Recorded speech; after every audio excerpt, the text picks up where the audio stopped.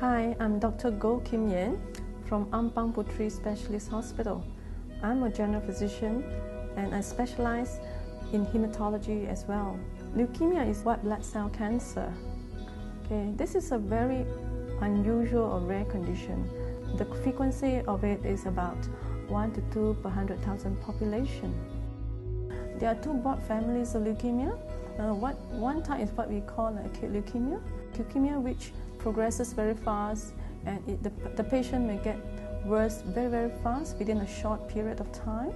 There's another family of leukemia which is called chronic leukemia. So there are many causes of leukemia, but broadly it can be either comes from the body itself or it can be environmental factors. So environmental factors like radioactivity, contact with chemicals can be reasons for leukemia. So the others are actually within the person. For example, there is genetic change within the blood cells, especially the stem cells, which are actually present within the bone marrow. So once there is a genetic change, this may lead to different types of leukemia. A person with leukemia will experience tiredness. For example, they find it hard to climb a few types of stairs, and they find it excessively tired compared to their normal self.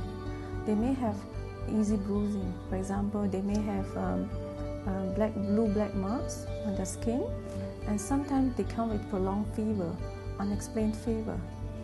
I would say that the signs for leukemia or the symptoms of leukemia can be very subtle. You will only know it or confirm it once you have a blood test. There are different ways of treating leukemia depending on what type it is. For example, some chronic leukemias can be treated with just tablets alone.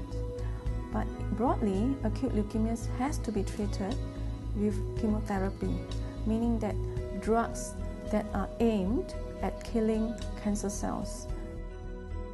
These drugs are usually given by injections because leukemia is in fact a liquid cancer.